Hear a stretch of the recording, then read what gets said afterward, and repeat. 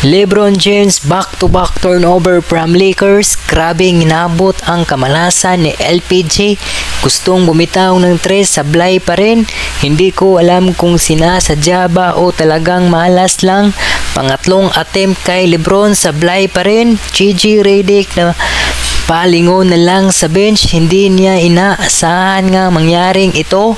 Under 7 minutes, bumawi si LeBron at napasok naman ang kanyang tera. Parang nabuhay ang Lakers at parang sinadya nila na magpatalo para makuha pa rin nila ang 4 seeds para ang kanilang kalaban sa playoffs, ang number 8 standing.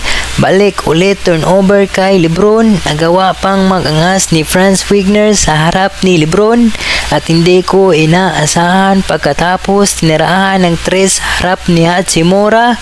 Pati ang nasa bench na pa-flex na lang.